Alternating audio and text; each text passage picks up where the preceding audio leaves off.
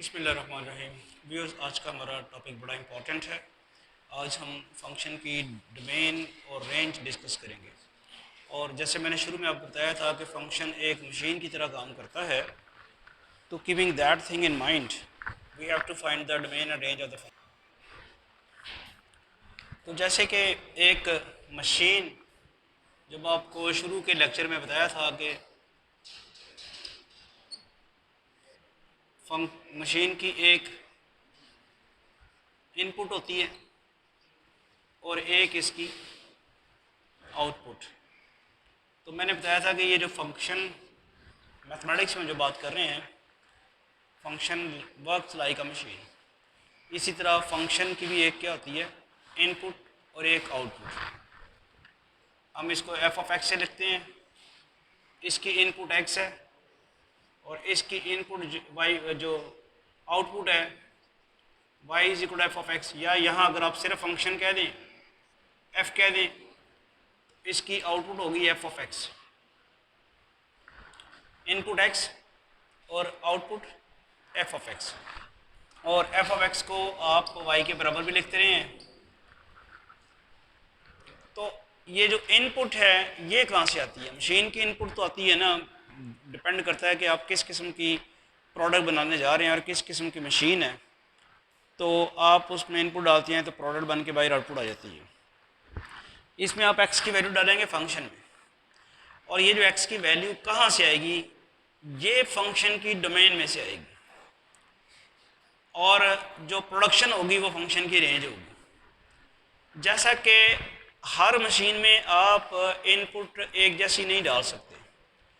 जो गंदम पीसने वाली मशीन है उसकी इनपुट गंदम है, उसमें आप प्लास्टिक बनाने वाली बाल्टी का मटेरियल नहीं डाल सकते। इसी तरह जो फंक्शन है, हर फंक्शन की इनपुट उसके लिहाज से होगी और उसकी आउटपुट भी उस फंक्शन के लिहाज से होगी।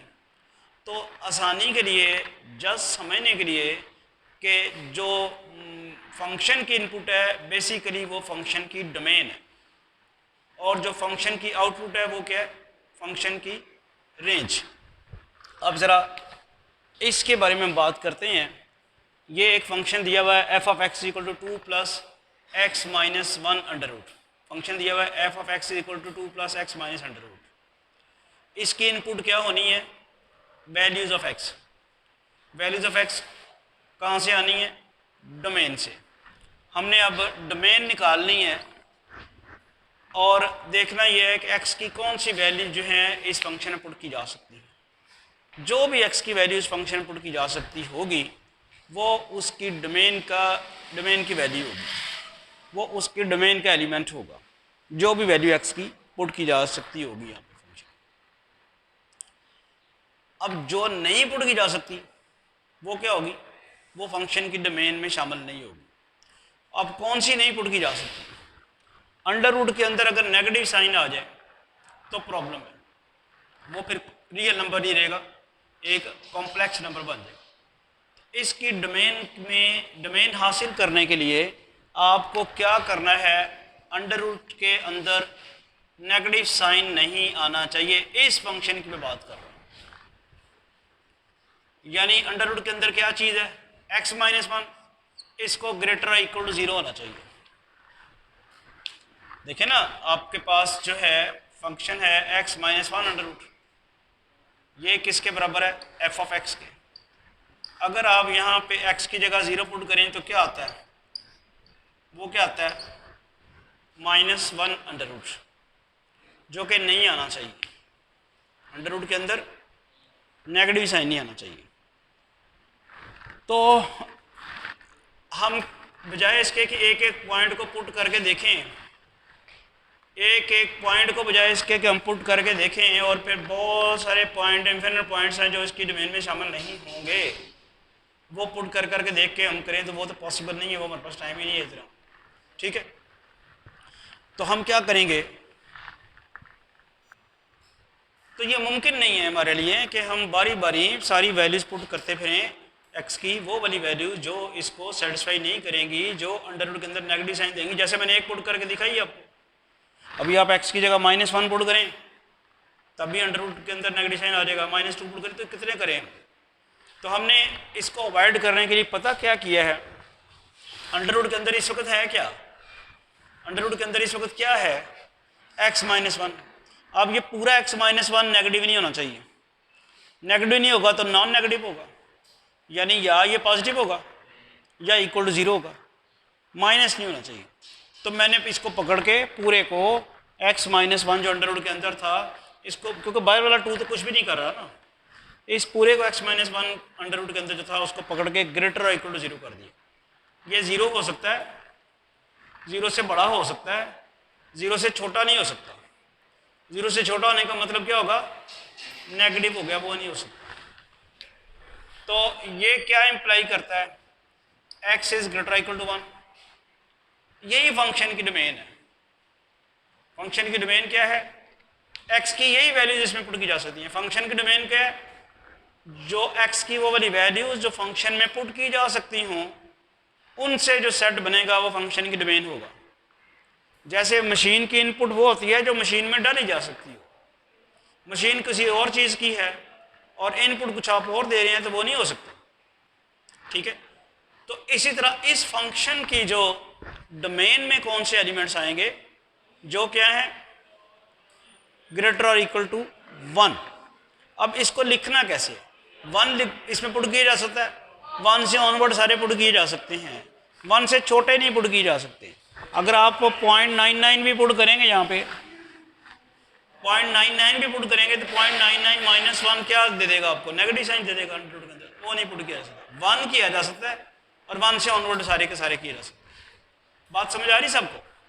तो अब आपके पास जो डोमेन, इसको लिखेंगे हम कैसे, ये जो लिखा हुआ है x ग्रेटर इक्वल टू 1, इसको फिर डोमेन ऑफ f, ये है डोमेन ऑफ f, ये हम इंटरवल का लफ्ज़ यूज़ करते हैं, क्लोज इंटरवल, 1 से लेके इन्फिनिटी तक और इन्फिनिटी की तरफ से ओपन इंटरवल। इस ब्रैकेट का क्या मतलब है कि 1 शामिल है, इसका क्या मतलब है कि इन्फिनिटी शामिल नहीं है। जाहिर बात है इन्फिनिटी कोई नंबर तो नहीं है ना। यहाँ तो सिर्फ आपको ये पता चला है कि इस फंक्शन की डोमेन में 1 और 1 से बड़े एलिमेंट्स आने हैं, 1 से कितने बड़े तक आ सकते हैं वो आपको नहीं पता चला, वहाँ कोई हद नहीं है, 1 से बड़े आने तक की कोई हद नहीं है। तो वो जो लामहदूद आ रहे हैं उसको हम फिर इन्फिनिटी का सिंबल यूज़ करते हैं, उसके लिए 1 आएगा, 1 से ऑनवर्ड सारे आएंगे। डोमेन के वाले से अगर आपको कोई बात ना समझ आई हो, इस फंक्शन की डोमेन तो ऐसे ही बनेगी। कैसे बनेगी, अंडर रूट के अंदर वाली चीज़ को आपने ग्रेटर इक्वल टू 0 कर देना है, वहाँ से जो x की वैल्यूज आएंगी वो फंक्शन की डोमेन का हिस्सा होंगी। अगर आपको समझ आ गया है तो अब हम रेंज की बात करते हैं। रेंज, जैसे बताया आपको कि इनपुट जो x आप डालते हैं वो डोमेन का एलिमेंट है और आउटपुट जो निकलता है वो रेंज का एलिमेंट है। अब आप जो डाल रहे हैं वो क्या डाल रहे हैं, 1 और 1 से ऑनवर्ड। तो मैं ज़रा देखता हूँ कि मेरे पास फंक्शन जो है f of x is equal to क्या था, 2 + x-1। इसमें मैं क्या क्या रख सकता हूँ, 1 डाल सकता हूँ और 1 से ऑनवर्ड सारा कुछ डाल सकता हूँ, 1। तो अब इस फंक्शन में आप जो वैल्यू x की डाल सकते हैं वो कहाँ से स्टार्ट होनी है, वो 1 से। आप 1 डाल सकते हैं और 1 से ऑनवर्ड सारा कुछ। अब देखते हैं अगर हम x की जगह 1 पुट करें तो क्या आता है, 2 + 0, तो क्या वैल्यू आती है, f ऑफ x की f ऑफ 1 की वैल्यू क्या आती है, 2। अगर मैं x की जगह 2 डालूं फिर क्या आता है जी, 2 + 2 - 1 अंडर रूट, 2 + 1 अंडर रूट किसके बराबर रहेगा, 2 + 1 इज इक्वल टू 3। तो क्या समझ आ रही है, आप क्या समझ आ रही है, ये डोमेन के एलिमेंट्स जो हैं ये जब बारी बारी डालने शुरू करेंगे हम किसमें, इसमें, तो जो आंसर आने शुरू होते हैं वो कहाँ से शुरू होते हैं, 2 से। डोमेन का एलिमेंट सबसे छोटा कौन सा है, 1। जैसे ही आप 1 डालते हैं तो रेंज का सबसे छोटा एलिमेंट क्या निकल रहा है, 2। तो अब आप डोमेन के एलिमेंट्स डालते जाते हैं। डोमेन के एलिमेंट्स कौन से हैं? 1 से ऑनवर्ड। और रेंज के एलिमेंट जो आएंगे वो कौन से आएंगे? 2 से ऑनवर्ड। तो इससे फिर हमें पता ये चलता है कि इस फंक्शन की रेंज ऑफ एफ क्या है? क्लोज्ड ओपन इंटरवल दिस, जिसमें 2 शामिल है और 2 से ऑनवर्ड सारे के सारे। बात बड़ा क्लियर हुई है? डोमेन की क्या बात क्लियर हुई? एक्स की वो वाली वैल्यूज़ जो आप फंक्शन में डाल सकें वो डोमेन के एलिमेंट्स हैं, और उनके नतीजे में जो एफ ऑफ एक्स प्रोड्यूस करता है, एफ ऑफ एक्स की जो वैल्यूज आती हैं वो क्या हैं? फंक्शन की रेंज। 2 चीज़ों का ही हमने ख्याल रखना होता है डोमेन के लिए। एक तो फंक्शन अनडिफाइंड ना हो, यानी डिनोमिनेटर में कभी ज़ीरो ना आए, और एक फंक्शन के अंडर जो दिया हुआ स्क्वायर रूट की फॉर्म में अंडर रूट के अंदर नेगेटिव ना हो। ये वाला फंक्शन डिनोमिनेटर में इसके ज़ीरो तो कभी आना ही नहीं था, क्योंकि डिनोमिनेटर में 1 है। डिनोमिनेटर में ज़ीरो कब आ सकता था? अगर नीचे एक्स होता तो। वो तो है नहीं, क्योंकि एक्स की जगह जाके वैल्यू पुट करनी, वो तो नहीं है। लिहाजा डिनोमिनेटर में ज़ीरो तो आ ही नहीं सकता। हाँ, मसला क्या है? एक ही मसला है कि कहीं अंडर रूट के अंदर नेगेटिव साइन ना आ जाए। तो हमने क्या किया? अंडर रूट के अंदर जो नेगेटिव साइन था, जो आ सकता था, उसको पकड़ के ग्रेटर इक्वल टू 0 कर दिया। क्लियर होगी बात सबको? फंक्शन, इस फंक्शन की डोमेन और रेंज मालूम करनी आ गई। एक्सरसाइज का क्वेश्चन सॉल्व करते हैं ताकि आपकी प्रैक्टिस हो सके।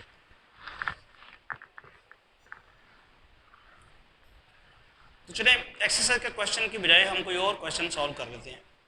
आपसे ज़रा पूछ लेते हैं कि आप कोई, ये फंक्शन है f of x is equal to x plus 8, बल्कि इसको यूँ कर लें 3x प्लस 8। नहीं, मैंने ऐसे ही एक एग्जांपल दे दिया आपको, सिर्फ ये देखने के लिए कि आपको क्या फंक्शन की डोमेन और रेंज का कॉन्सेप्ट क्लियर हुआ। तो बताएं अब इसकी डोमेन और रेंज कैसे फाइंड करेंगे? Domain of F G, for domain of F मैंने अभी बताया था कि अंडर रूट के अंदर नेगेटिव साइन नहीं आना चाहिए। अंडर रूट के अंदर क्या है? 3x प्लस 8, इसको क्या होना चाहिए?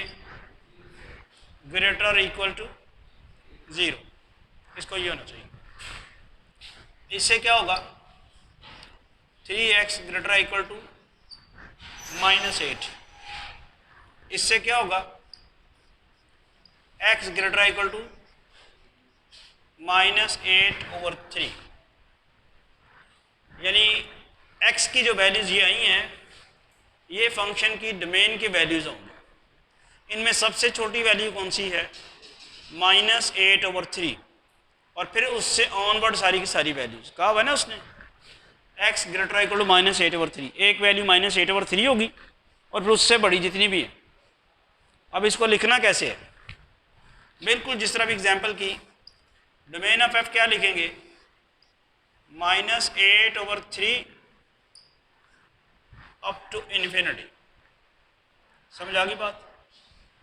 ये तो डोमेन आ गई। रेंज मालूम करने के लिए क्या करेंगे आप?